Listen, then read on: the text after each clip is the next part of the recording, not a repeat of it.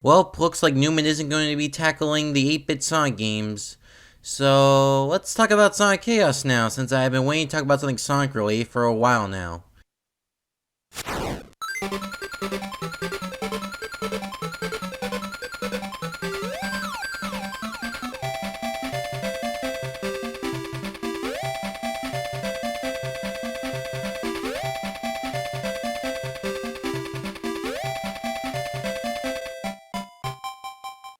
Sonic Chaos, otherwise known as Sonic and Tails in Japan, is the third in a line of 8-bit Sonic games for the Sega Master System and Game Gear released in 1993. Along with that, the Game Gear version was also included in Sonic Mega Collection Plus and Sonic Adventure DX, plus rather recently with the Game Gear Mini, where they should have put Triple Trouble instead, but that's a whole different story for another day, and the Sega Master System version was released on the Wii Virtual Console in 2008. The game was meant to coincide with Sonic CD as the 8-bit alternative to those lagging behind console generations, or those who wanted a handheld Sonic fix instead of a console one. Maybe also those that also couldn't afford a Sega CD at the time, but that's also another story for the Sega CD. This game is prequel to Sonic 1 and 2 on Sega Master System and Game Gear. I won't be tackling right now, but I'll say that Sonic 1 8-bit is an okay game with some nice elements and cool experimentation, and Sonic 2 8-bit is up there with Puyo Puyo Chronicle and Golden Axe Beast Rider as one of Sega's worst games ever. So Sonic Chaos didn't have all that much to live up to, but does it blow our way expectations, or does it disappoint? Let's see that right now.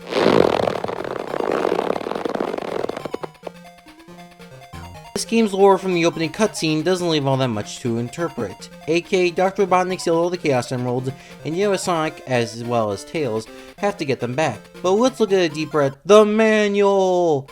Yeah, despite this game coming at a time where games, even 8-bit ones, were moving away from front-loading their manuals for the story, this game still has its full story stuck in the manual. So it's time for Story Time with Spacey.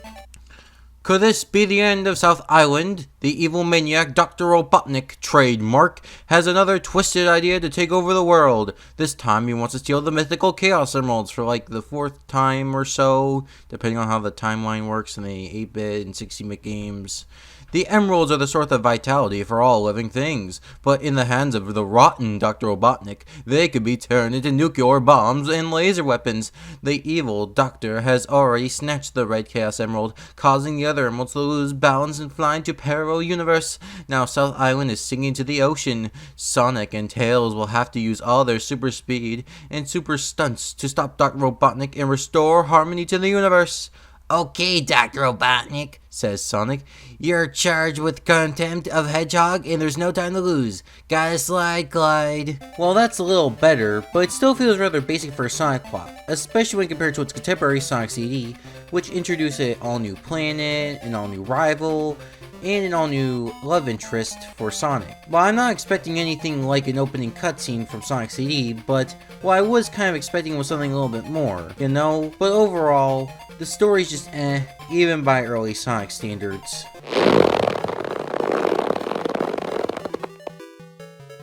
The presentation of this game is probably the best out of all the 8-bit Sonic games so far in the lineage, with nice and detailed sprites for all the characters in the game, mainly with Sonic and Tails who look as close to the Genesis game so far, compared to Sonic 1 and 2 8-bit, where they looked very flat, and sometimes very rigid. Same thing also applies to the enemies and bosses in the game, with some cute and clever designs that pop out. And like Sonic 2 8-bit, there's no Robotnik here for the bosses, so the designs can go wild. The zones also look very nice as well, with them having cool, yet distinctive palettes that work well with the environments. Even if the zones themselves aren't that memorable. It's helped with some new added set pieces, which help make it look much more like a Sonic game. The only thing I have with the graphics here is that, like Sonic 2 8-bit, the Game Gear version has screen crunch due to the small sprite size, but at least it's not as bad as Sonic 2 8-bit. The music, on the other hand, is completely forgettable. No track sits out of my mind at all, unlike the rest of the series up to this point, where I can at least mention one to a few tracks which are memorable. The closest thing I can think of is Mecha Green Hill Zone, but even that's just a super derivative and not all that special as it's just another remix of Green Hill Zone. But the odd thing here is that both versions have completely different OSTs for Gigaopolis Zone, which is probably the most interesting thing this OST has to offer. But other than the music being kind of bland, I do like the presentation of Sonic Chaos, as it does look pretty well for a Game Gear and Master System game.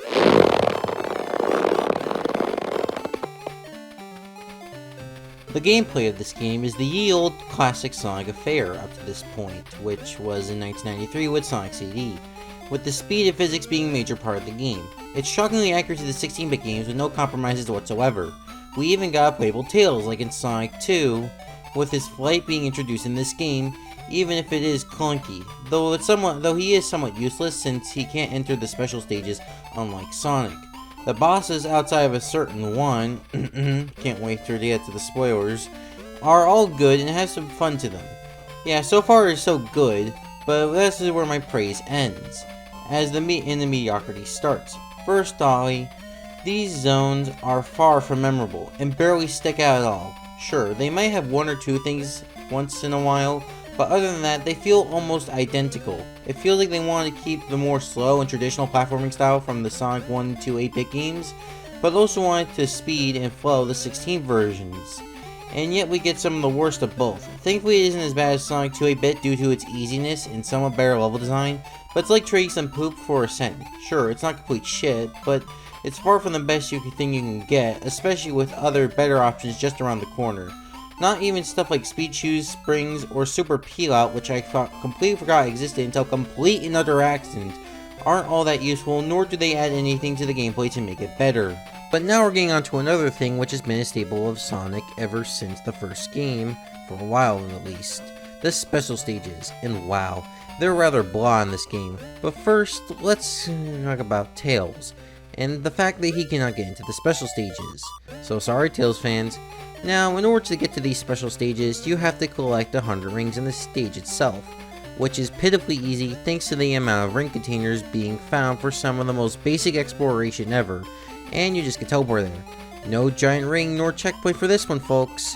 You know the challenges of a bonus stage is getting there, and while the Genesis games were not perfect in terms of getting to the bonus stages, they were at least fun.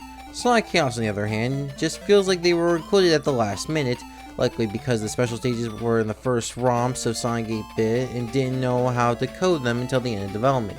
Speaking of rushed bonus stages, the stages themselves don't have much to offer. They're platforming challenges where you have to rush to the end of the Emerald in a time limit. The concept was later used in the game's sequel Sonic Triple Trouble and Sonic Colors, but they were way better executed there than in this game. First off, there's only 5 emeralds in the game, unlike the usual 6 or 7, but at least it's explained that Robotnik has the 6 emeralds, so don't get on my case for that. So it feels rather hollow not to get another bonus stage after the 5th one, but that's far from the biggest problem from these bonus stages. So let's analyze their design now. And oh boy, their design is certainly an interesting thing to talk about. The first bonus stage is you having to fly Sonic in a straight direction with only minor variations in going up and down just to angle him towards the Emerald. And even then, it's not like when you miss it, it can all be that hard. You just have to turn around. Yay, such an interesting first bonus stage level, and they don't get any better from there. The second one is just you having to bounce all the way up to the top to reach the Emerald, with the springs, which bounce you all the way up. So yeah, this is the most interesting because you actually get to bounce and actually do some platforming, which is probably the most interesting thing this game ever really does with the spring shoes. So yeah, that's not all that bad, but it's not all that great. The third one is just going through tubes in a straight line until you reach a certain tube where you have to hold up, and if you fail, you don't have any other chance to try again. Very uninteresting and very bland. Not at all a great bonus stage. The fourth one is about using the super shoes to fly to the Emerald, and while yeah, it is the most interesting, it is very repetitive, and it just isn't super hard, and you don't necessarily get all that much changes in the first place, so it just ends up being way more repetitive and harder than it has to be.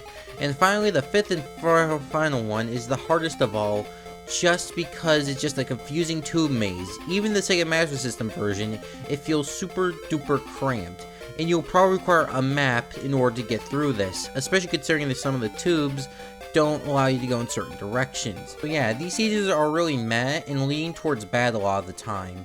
What I also find bad is that when you're done with these special stages, no matter if you succeed or fail, you move on to the next stage. This is not was bad in Sonic 1 or Sonic CD, because these were at the end of the level, so thus it would make sense for you to move on to the next stage. With Sonic Chaos, however, you'll likely only get around 45 seconds into the level, and you'll probably only see 25% of the stage before moving on. thus making level design even less interesting than it is before, because you'll likely not be able to see the majority of the stage, especially if you keep failing and failing and failing and failing. Thankfully, I got to myself all the emeralds by the time I reached the 4th out of the 5th zone in this game, so yeah, I don't have to deal with that problem as much as others, but it's still rather bad and pretty bland at the same time. So I would just recommend you do these stages only out of how easy they are to do. So yeah, I think at this point we're going to be reaching the spoiler section of this video, so if you really don't want to be spoiled on such a game like Sonic Chaos, please stick up to the time frame like below. But other than that, you will more than likely not necessarily care, or you already beat this game before, which I kind of pity you. So let's get on to the final area of this game and see how it holds up. Spoiler alert, it doesn't really. So now since we have the emeralds, we can finally go to the final zone of this game, which is a rather good zone by this game's standards. It contains a fun tube gimmick that takes you to different areas that are unique and fun to traverse. But after that, we get to the final boss. Oh boy, this is one of the easiest and hardest bosses in all of Sonic history at the same time.